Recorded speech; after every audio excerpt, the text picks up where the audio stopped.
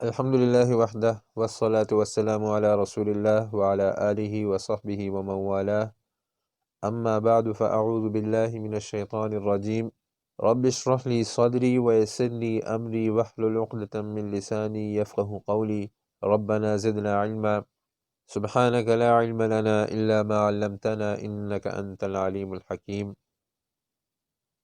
اصول قرآن میں ہم نے مقدمے کے بعد 3 قسم کے مقاصد شروع کیے ہیں، اور اس میں پہلے قسم کے مقاصد میں ہم نے بتایا کہ یہ کل 8 مقاصد ہیں، جن میں سے ہم نے 4 مقاصد توحید و رسالت، صدق الکتاب اور ایمان بالآخرہ کا موضوع بیان کر دیا۔ آج ہم چوتھا مقصد جہاد فی سبیل اللہ شروع کریں گے۔ یہاں ایک بات یہ کہ ہم اپنے ان اصول کا اجمالی خلاصہ تقریباً ہر درس میں کچھ نہ کچھ ضرور بیان کرتے ہیں۔ اس کی وجہ یہ ہے تاکہ یہ اصول طالب علم کے ذہن میں اچھی طرح بیٹھ جائیں اور ان کا اجمالی خلاصہ طالب علم کو ذہن نشین ہو جائے، کیونکہ ایک طرف تو یہ درس قرآن کو سمجھنے میں بہت آسانی پیدا کرتے ہیں، دوسرا یہ کہ درس قرآن میں جگہ جگہ ان اصول کی ضرورت پیش آتی ہے۔ درس قرآن کے لیے یہ اصول بہت مہم ہیں اور ضروری ہیں۔ یہ اصول اصل میں قرآن کا خلاصہ ہے۔ ان اصول میں ہمیں پتہ چلتا ہے کہ قرآن کریم میں اللہ تعالیٰ نے کیا فرمایا ہے اور کن موضوعات پر بات کی ہے۔ یہ ایک قسم کا قرآن کریم کا تعارف ہے۔ اس کی وجہ سے انسان کا قرآن سے تعلق پیدا ہوتا ہے اور قرآن سے ایک نسبت پیدا ہوتی ہے، جس کی وجہ سے قرآن کو سمجھنا آسان ہو جاتا ہے۔ اور یہ مقاصد، یہ وہ موضوعات ہیں جو کہ قرآن پاک میں اللہ تعالیٰ نے ذکر فرمائے ہیں، اور قرآن کریم انہی کے متعلق بات کرتا ہے۔ تو یہ اصول قرآن کریم کا ایک طرح سے خلاصہ بھی ہیں اور قرآن کریم کا تعارف بھی۔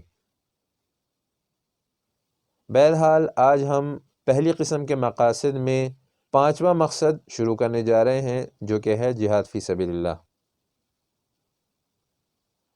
پچھلے 4 اصول جو کہ ہم نے بیان کیے، توحید، رسالت، صدق الکتاب اور ایمان بالآخرہ، یہ 4 اصول ایمان کے بنیادی ارکان تھے۔ اس کے بعد جو 4 اصول ہیں، جہاد، انفاق فی سبیل اللہ، تنظیم و آداب، پچھلے 4 اصول کے لیے یہ ممد اور ان کی تبلیغ کا ذریعہ بنتے ہیں، یعنی ان کے معاون بنتے ہیں۔ اسی وجہ سے ان کو اصول میں شمار کیا جاتا ہے۔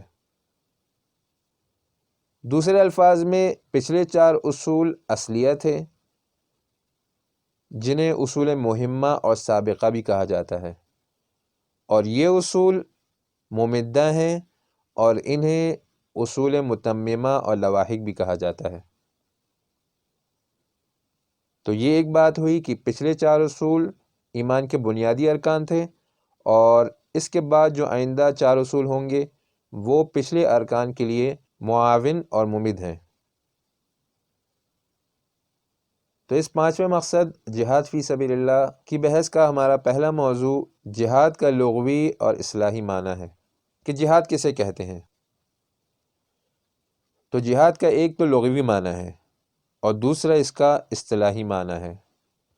لغوی معنی اسے کہتے ہیں جو کہ لغت میں لکھا ہوتا ہے، اس کا ڈکشنری کا معنی کہ اہل لغت اس لفظ کا کیا معنی کرتے ہیں، اور اصطلاحی معنی اسے کہتے ہیں جو کہ دین میں اس کا معنی ہے، اسلام میں اس کا معنی لیا جاتا ہے۔ تو لغت میں جہاد کوشش اور محنت کرنے کو کہتے ہیں۔ هو المبالغہ واستفراغ ما فی الوسع والطاقت من قول و فعل، یعنی یہ کوشش کرنا ہے اور ایسی قوت خرچ کرنا ہے جو کہ انسان کی وسعت میں ہو اور طاقت میں ہو، چاہے وہ قول ہو یا فعل ہو۔ دوسرا معنی یہ کیا جاتا ہے کہ جہد الرجل فی الشیء، یعنی کوشش اور مبالغہ کرنا کسی کام میں۔ تو یہ جہاد کا لغوی معنی ہوا، یعنی اپنی طاقت کے مطابق کسی کام میں کوشش کرنا۔ پھر جہاد اپنے لغوی معنی میں قرآن کریم میں 7 دفعہ ذکر ہوا ہے، جیسا کہ سورۃ المائدہ میں ہے وَيَقُولُ الَّذِينَ آمَنُوا أَهَؤُلَاءِ الَّذِينَ أَقْسَمُوا بِاللَّهِ جَهْدَ أَيْمَانِهِمْ، تو جہد ایمانہم یہاں پہ لغوی معنی میں استعمال ہوا ہے۔ اسی طرح انہی الفاظ کے ساتھ سورۃ الانعام، سورۃ النحل، سورۃ النور، سورہ فاطر، ان 5 صورتوں میں بھی بالکل انہی الفاظ کے ساتھ یہ مادہ استعمال ہوا ہے وَأَقْسَمُوا بِاللَّهِ جَهْدَ أَيْمَانِهِمْ۔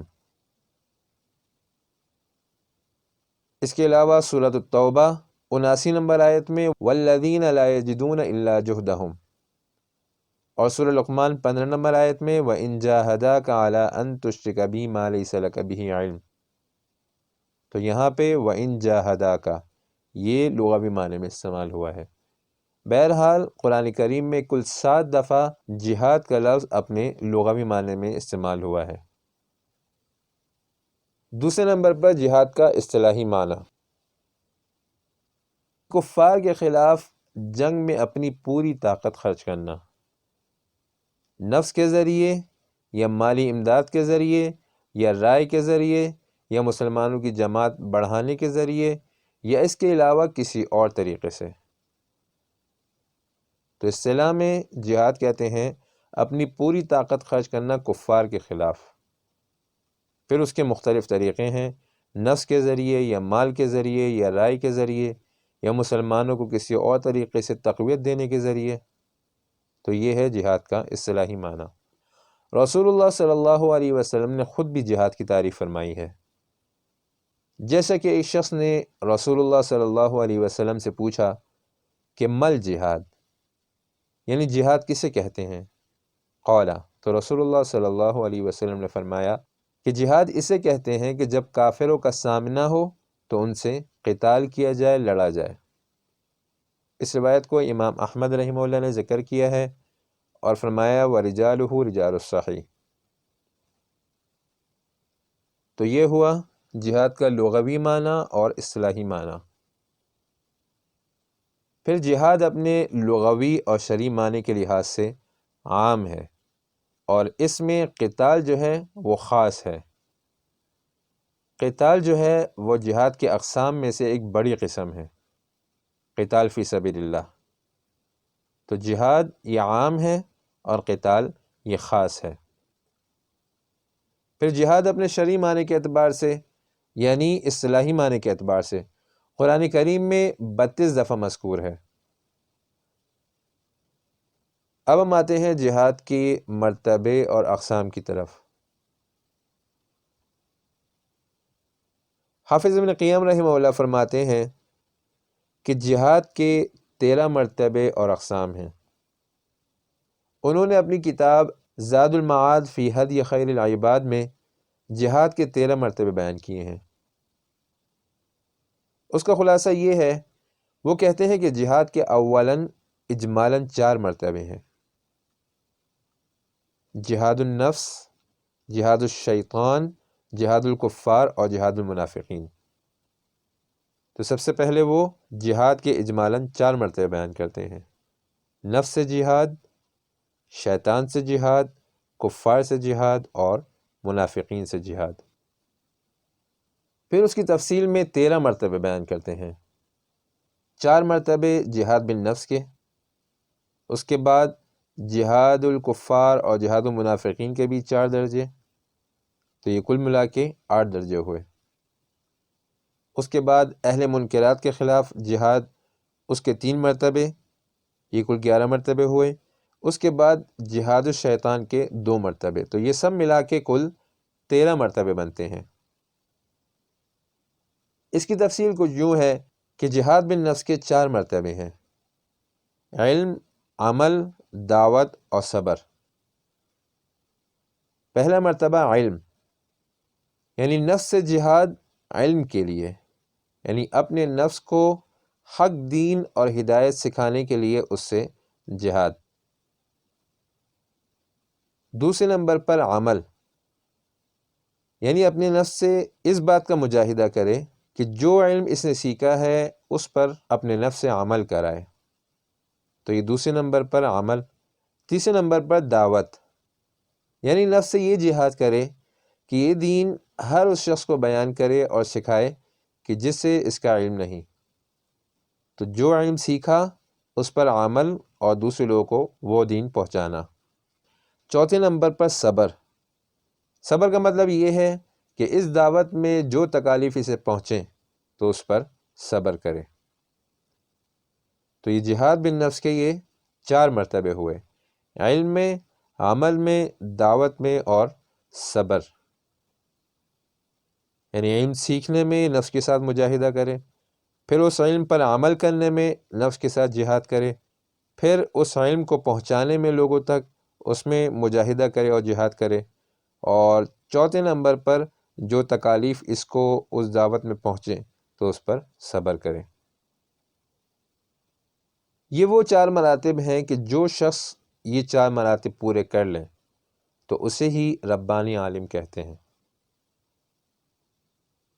کہ جو علم حاصل کرے اس پر عمل کرے اور لوگوں تک اس علم کو پہنچائے، ان کی رہنمائی کرے، انہیں حق بتائے، اور اگر اس پر اس کو کوئی تکلیف پہنچے تو اس پر صبر کرے۔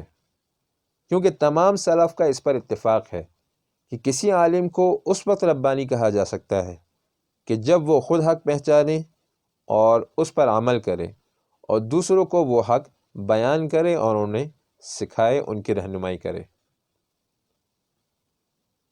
حافظ ابن قیم فرماتے ہیں فمن علم وعمل وعلم فذاک یدعی عظیما فی ملکوت السماوات، یعنی جو عالم علم سیکھے اور اس پر عمل کرے اور دوسروں کو وہ علم بیان کرے تو ایسے عالم کو آسمانوں میں بڑا آدمی کہا جاتا ہے اور آسمانوں میں فرشتوں کی مجالس میں اس کا ذکر ہوتا ہے۔ دوسرے نمبر پر جہاد الکفار والمنافقین ہے۔ اس کے بھی 4 مرتبے ہیں، دل سے جہاد، زبان سے جہاد، مال سے جہاد اور نفس سے جہاد۔ تو جہاد الکفار والمنافقین کی یہ 4 مرتبے ہوئے۔ یعنی دل میں جہاد کا جذبہ رکھے، دل سے کفار اور منافقین کو برا جانے، زبان سے اس کو بیان کرے اور اس کے لیے مال بھی لگائے اور اپنے نفس کو بھی استعمال کرے۔ تو یہ 4 مرتبے ہیں جہاد الکفار والمنافقین کے۔ تیسرے نمبر پر ہے اصحاب المنکرات سے جہاد، جیسے کہ ظالموں سے، بدعتی لوگوں سے۔ تو اس کے بھی 3 مراتب ہیں۔ پہلے نمبر ہاتھ سے، یہ جب ہے کہ جب کہ اس کی قدرت ہو۔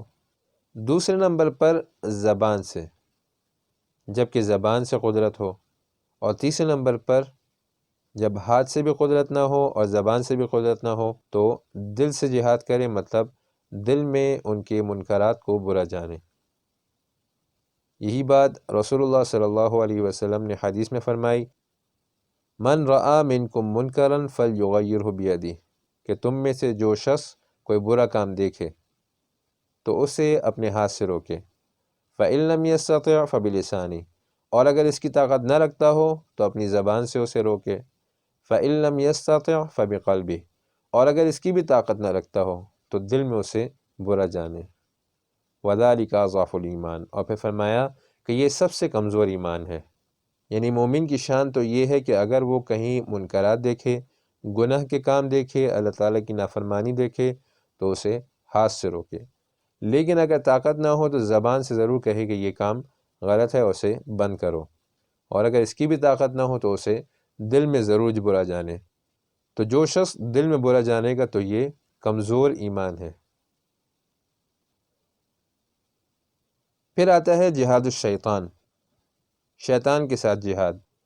تو اس کے 2 مرتبے ہیں، دفع شکوک اور دفع خواہشات۔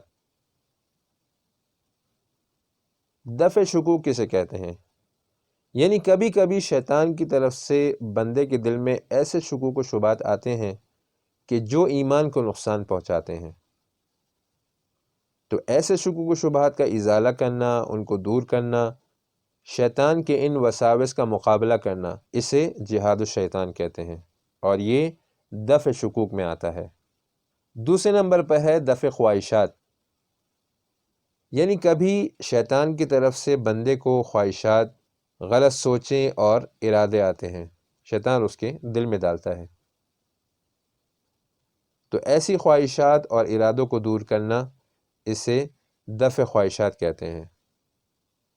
یعنی اس قسم کے شیطان کے وساوس کا مقابلہ کرنا، یہ دفع خواہشات میں آتا ہے اور اسے جہاد الشیطان کہتے ہیں۔ جو شخص دفع شکوک کرتا ہے، شیطان کی طرف سے پیدا کیے گئے شکوک و شبہات کا مقابلہ کرتا ہے، اپنے دل سے اسے نکالتا ہے، تو اللہ تعالیٰ اسے یقین کی دولت عطا کرتے ہیں۔ اور جو شخص شیطان کی ڈالی ہوئی خواہشات اور برے ارادوں کا مقابلہ کرتا ہے، تو اس کے اندر صبر پیدا ہوتا ہے، جیسا کہ اللہ تعالیٰ قرآن پاک میں فرماتے ہیں وَجَعَلْنَا مِنْهُمْ أَئِمَّةً يَهْدُونَ بِأَمْرِنَا لَمَّا صَبَرُوا، کہ بنی اسرائیل میں سے ہم نے بعض لوگوں کو امام بنایا، اور اس کی وجہ بیان کی لَمَّا صَبَرُوا، کہ جب انہوں نے صبر کیا، وَكَانُوا بِآيَاتِنَا يُوقِنُونَ، اور وہ ہماری آیات پر یقین بھی رکھتے تھے۔ تو ان کے اندر دو صفات تھیں، صبر اور یقین۔ تو صبر سے خواہشات ختم ہوتی ہیں اور یقین سے شبہات۔ پھر ابن قیم رحمہ اللہ فرماتے ہیں وَلَا يَتِمُّ الْجِهَادُ إِلَّا بِالْهِجْرَةِ وَلَا الْهِجْرَةُ وَالْجِهَادُ إِلَّا بِالْإِيمَانِ، یعنی جہاد کے لیے ہجرت ضروری ہے، یعنی بہتر یہ ہے کہ جب انسان جہاد کرے تو پھر ہجرت بھی کرے، اور ہجرت اور جہاد کے لیے ایمان ضروری ہے۔ جس میں یہ تین باتیں جمع ہو جائیں، ایمان، ہجرت اور جہاد، تو ایسے لوگوں کے بارے میں اللہ تعالیٰ نے فرمایا کہ یہ لوگ اللہ تعالیٰ کی رحمت کے امیدوار ہیں۔ سورہ بقرہ 218 نمبر آیت میں اللہ تعالیٰ نے فرمایا ان الذین آمنوا والذین ہاجروا وجاہدوا فی سبیل اللہ، کہ وہ لوگ جو ایمان لائے، پہلا نمبر ایمان، والذین ہاجروا، اور انہوں نے ہجرت کی، دوسرا نمبر وجاہدوا فی سبیل اللہ، اور جہاد کیا اللہ کی راہ میں۔ تو ایمان، ہجرت اور جہاد، تو ان کے بارے میں اللہ تعالیٰ نے فرمایا اولئک یرجون رحمت اللہ، یہ لوگ اللہ تعالیٰ کی رحمت کے امیدوار ہیں، اللہ تعالیٰ کی رحمت حاصل کرنا چاہتے ہیں، واللہ غفور الرحیم۔ پھر جہاد کے یہ مراتب ذکر کرنے کے بعد حافظ ابن قیم رحمہ اللہ فرماتے ہیں وَأَكْمَلُ الْخَلْقِ عِنْدَ اللَّهِ مَنْ كَمَلَ مَرَاتِبَ الْجِهَادِ كُلَّهَا، پوری مخلوق میں کامل ترین اللہ تعالیٰ کے نزدیک لوگ وہ ہیں جو جہاد کے یہ تمام درجے پورے کریں، جہاد النفس اس کے 4 مرتبے، جہاد الشیطان اس کے 4 مرتبے، جہاد الکفار اور جہاد المنافقین اور ان کے مراتب، تو یہ کل 13 مراتب جو ہم نے بیان کیے۔ تو حافظ ابن قیم رحمہ اللہ فرماتے ہیں کہ جو شخص جہاد کے یہ تمام درجے پورے کرے، تمام مراتب پورے کرے، یعنی ان پر عمل کرے، تو اللہ تعالیٰ کے نزدیک یہ کامل ترین لوگ ہیں۔ والخلق متفاوتون فی منازلہم عند اللہ تفاوتہم فی مراتب الجہاد، یعنی جہاد کے ان مراتب کی وجہ سے اللہ تعالیٰ کے نزدیک لوگوں کے مختلف مراتب ہوتے ہیں اور ان کے مراتب میں فرق ہوتا ہے۔ بعض لوگ کم مراتب پر عمل کرتے ہیں تو ان کا درجہ کم ہوتا ہے، بعض ان سے زیادہ پر عمل کرتے ہیں تو ان کا مرتبہ زیادہ ہوتا ہے، بعض لوگ ان تمام مراتب پر عمل کرتے ہیں تو ان کا درجہ اللہ تعالیٰ کے نزدیک سب سے بلند ہوتا ہے۔ تو آج کے درس میں ہم نے یہ بیان کیا کہ یہ اصول قرآن ایک طرح سے قرآن کریم کا خلاصہ اور اس کا تعارف ہے، اور اس سے قرآن کریم کے فہم میں آسانی ہوتی ہے اور قرآن کریم سے ایک طرح کی نسبت پیدا ہوتی ہے۔ پھر ہم نے جہاد کا لغوی اور اصطلاحی معنی بیان کیا اور جہاد کے مرتبے اور اقسام بیان کی، اور اس میں پھر جہاد کی 4 بڑی اقسام بیان کی، جہاد النفس، جہاد الشیطان، جہاد الکفار اور جہاد المنافقین۔ تو آج کا درس یہیں تک۔ سبحانک اللہم و بحمدک، نشہد ان لا الہ الا انت، نستغفرک و نتوب الیک۔